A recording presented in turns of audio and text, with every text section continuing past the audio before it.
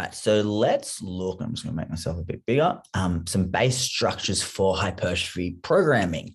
These are just examples, and definitely not set in stone, but these are things that we'll look at. So it's really, I find useful as a coach to see structures. So structures at least give you an idea of what to think for when you're creating programs, but then there's obviously lots of nuance. But if we can at least have that basic structure, it allows that foundation for you as coaches to start putting effective programs together. A lot of coaches really struggle with, they know, all right, this exercise is a good exercise, that exercise is a good exercise, but then how do I put it all together? So let's look at how do we create that structure for that training cycle. So as listed, so what I'm going to show you is first here, just an overview of an upper and lower base split. So lots of different movement patterns. So we go back to this slide. It's key to understand is that we are just putting down movement patterns. At least putting down movement patterns in the way of thinking when we're looking at structure will give you a nice base of trying to include everything. So often I think when I'm programming, okay, I will know I want to do a pressing movement for a client, whether it's a horizontal pressing movement or vertical pressing movement. I know I want to do a vertical pulling movement and a horizontal pulling movement. Yes, that does not necessarily mean just because you're doing a horizontal movement, you're covering the same muscles, because we can do a vertical movement with a neutral grip, with an elbow in front, which is going to be more lats, or we can do a vertical movement with a really hands wide pulling down, which is going to be more upper back. So yes, there's a lot of nuance and variations you can use, whether it's going to be free weights versus machines, or unilateral movements versus bilateral.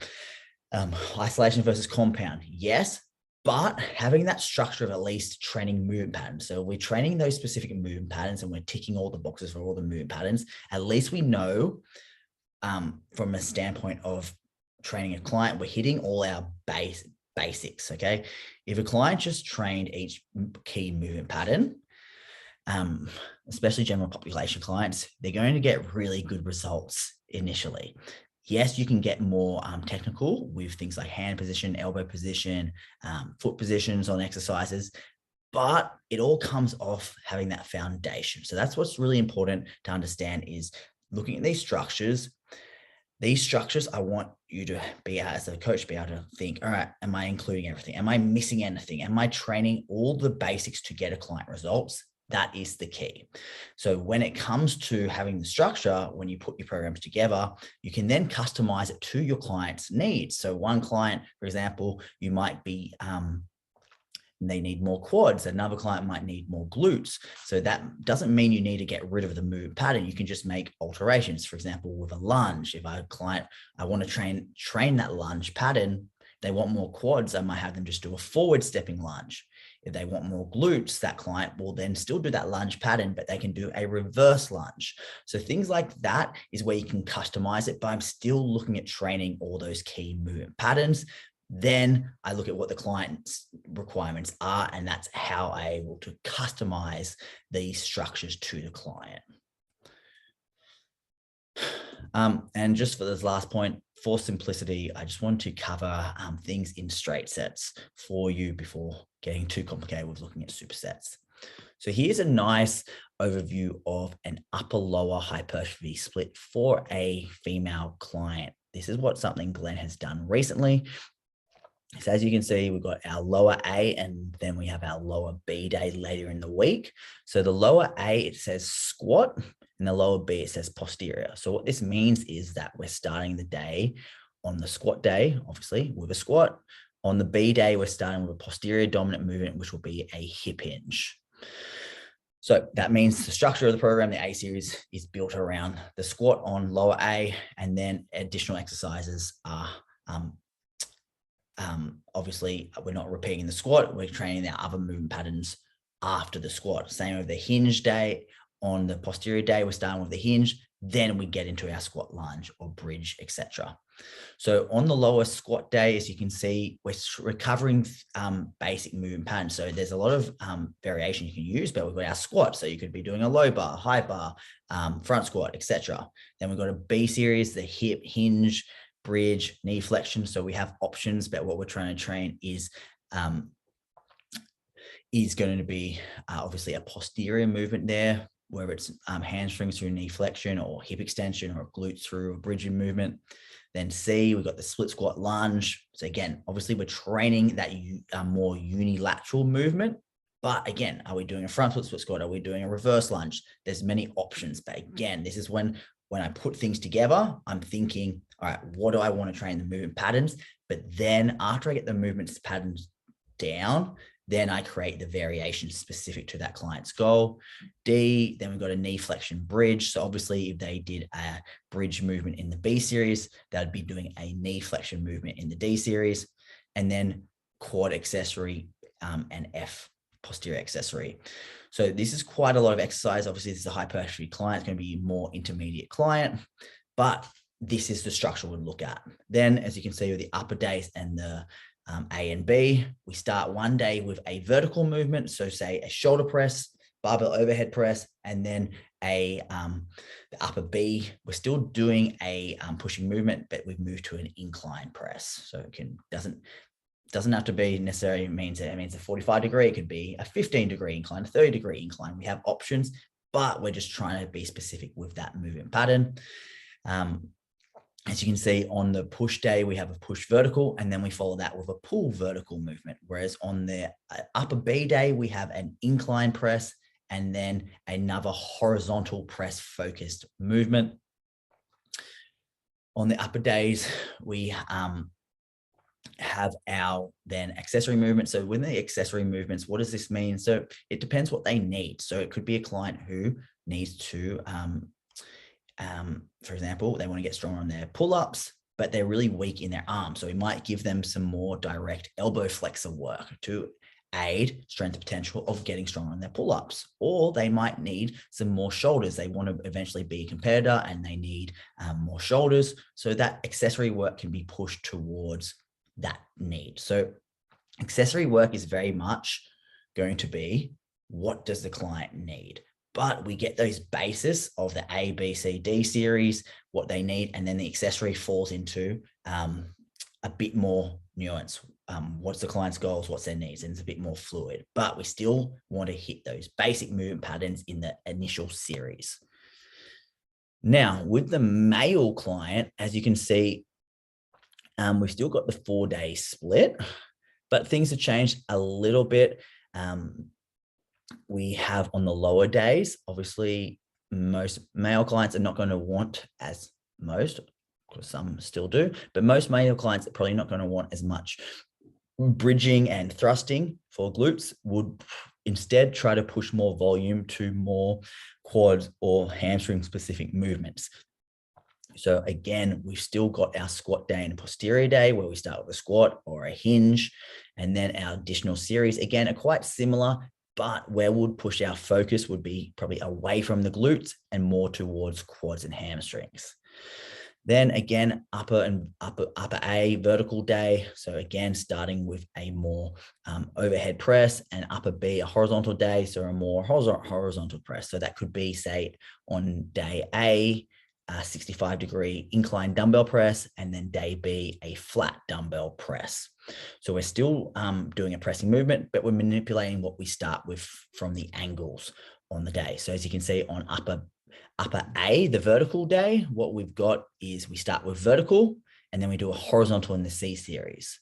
But then we flip that around, where on the A series of the B, we start with horizontal. So the horizontal from upper A in the C series now becomes the A series. And then likewise, the upper A exercise as the A series being the push incline now becomes the C series. So you rotate between what we're starting with on one day, then becomes the later series, and then you flip it over on the other series. This way we're still hitting those movement patterns twice a week, but one day a week we prioritize one first, and the other day we prioritize the other one. And that's what you can also do, obviously, with the squat and posterior days. We have our squat day first, and then the hinge in the B series, but then on the lower body B, we have the hinge first, and then we can have a squat lunge variation second. So this is, again, a really nice structure where we're training all movement patterns each day, but not each day do we bias the same movement pattern or the exercise first. I still try to hit all those movement patterns on those days, but what I do one day where I bias the work one day and regress the work on that day, the next day I try to bias what we regressed. Okay, so we're still that way able to distribute quite a balanced approach to the training volume. So let's look at the comparison, guys. All up, again, it shouldn't be dramatically different women to men in their training. It's just going to be small nuance in the exercise selection. As you can see, they still have the same amount of exercises, but the exercises we're going to be choosing will be slightly different. Sorry, my cat's scratching on the door. Sorry, I'm just gonna. And then something else we do is as well, for the women, we tend to push the lower body days first in the week. So lower body first, and for the men, upper body first. Why would I do this? Because that means over the weekend, they would have 2 full days rest. So 2 full days rest, Saturday, Sunday, then whatever they start with on Monday, the first day of the week, that means they're going to be more fresh. So I want what is their main priority to be done when they're doing it fresh. So a 3-day hypertrophy base split. So a 3-day split does not always mean we have to be doing whole body. Sometimes we can do whole body each day, but for a lot of clients who are a bit more intermediate to advanced, a good split is where we still try to train a muscle group multiple times, but we do it twice a week. So we have one day where we have the lower body day. The second day we have all upper body. And then the third day we do full body. So this way we're still able to achieve that frequency of training a muscle group twice a week, which we're big fans of, but it allows us to really target the lower body one day, upper body another day, and then get that balanced approach. So this is a structure I'd say I use a lot, especially for some of my advanced clients who go through phases where they can't train a lot. This is a structure I really like, or a more really advanced general population client. But a more beginner client, this is I generally focus more on just full body for the 3 days. From a standpoint of exercise selection, same thing. Again, hitting key movement patterns. So we've got the squat here on the initial day on the lower A, but then the full body day, what do we have? We have the hinge first. Okay, so this is, as you can see, would be the female plan, because what we have is on the full body day, we begin with lower body. Why am I beginning with lower body? Because that would most likely be the priority. So we're beginning with lower body on the full body day to ensure that we're doing their priority movements, priority muscle groups when they're fresher. So more fresh, they focus on their lower body. Likewise, on the flip side, if it was training a male, I'd push then more upper body work first in the A and B series for the full body, and then push the lower body work to the C and D series. So they prioritize, we prioritize by working when we're fresh. Okay, we can still get obviously that full body approach, but we just place an exercise a little bit later if it's not the absolute priority for a client. Now, a 3-day hypertrophy based program for full body. So full body is, again, we're trying to train key movement patterns. You don't always have to do compound. You can still get isolation work, But majority of the time, I would still obviously start the days with your bigger compounds and then save some of the accessory movements in your programming for more isolation exercises off what the client needs. Again, squat, what does a squat mean? It can be a number of squats. It depends on what the client needs. The hinge, bridge, again, what does the client need? But this is a structure we want to look at. So a push day, again, it can be a horizontal push, for example, on the C day, and on the full body A, the horizontal, it can be a horizontal push, and then the full body C, it can be, say, just a lateral raise, because we have our vertical pushing on the B. So the main thing is, what we want to do in a full body split is, if you're only training 3 days a week, you want to try and ensure you're training each movement pattern at least once, and then you can have the basics covered. And then you can also then use additional days to get a bit more specific to the client's requirements. For a male, so I just want to show the female. So what have we got? Sorry, I forgot to cover this. Is for the female, as you can see, is we're starting 2 of the days in the week, even though the whole body, remember whole body, but we're starting 2 of the days in the week with lower body, and 1 day we're starting with upper body. Whereas for the male full body split, what are we doing? Here, again, you can see the difference is for the male split, the more advanced split is going upper, lower, full body. But for the full body, what are we doing? We're starting with the upper body work. Okay, so that's the difference between the female one and the male one. Is the female one, we started with lower body in the week, and then we went upper body, and then the full body was going to be lower body first. But for the male split, what we do, we just change it around, that structure. So we go upper first when we're most fresh in the week, hit our lower body day, and then that full body day. The only real difference is that exercise order. We're going to prioritize the upper body day, upper body exercises first in the full body workout, because that's most likely going to be the more greater priority for most men. Again, not set in stone though, because there's going to be times where some guys need to bring up their legs more, or women need to bring up their upper body more. But this is just that a nice structure for you to look at of how to put things together. And then finally, a 3-day hypertrophy based male program for with a full body approach. And again, you can see now, being a male, we're going to prioritize the upper body first in the workout twice a week. And then 1 day, we're going to have the lower body first in the week. So on that lower body first in the week, we've got the squat and hinge, etc. And then we got upper accessories. So this is where I wouldn't probably base, I wouldn't be doing a big bench press, or I wouldn't be doing a weighted pull up in the C and D series. As we've done probably pretty fatiguing movements like a squat, hinge, knee flexion, etc.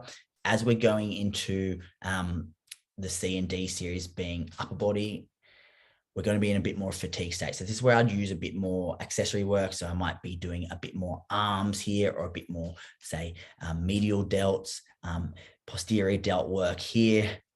Try to focus a little bit more on weak points after the upper body, and I'll save the bigger priority lifts for that day A and day C, because we're going to do them when we're more fresh.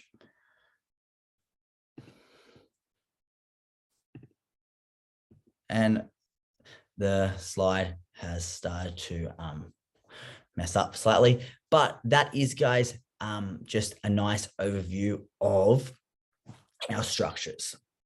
So being in courses over the years, it seems like, wow, this is a whole lot of information. This is a bit confusing. It's just important to get structures. It might look a bit like repetitive. Here you're seeing a lot of different exercises, different orders, but where you place your exercises in the workout will actually have a big impact on clients' training, on what they get stronger and what they improve most on. So having that structure of how you want to create your client's week is actually really important, because it lays the foundations for how to distribute training volume, what you want to prioritize, what you want to regress to allow you to push other things harder. So when you start creating your training programs, reflect back on this. Yes, these are only 3 and 4 day structures. They're not advanced bodybuilder 5 or 6 day structures, but they're perfect for probably 90% of your audience who you're going to be training, your clientele, who are going to be more general population. So as you can see, even though we're training general population, we still have so much structure to what we do. We still have so much of such a plan, such a strategy to what we're trying to do.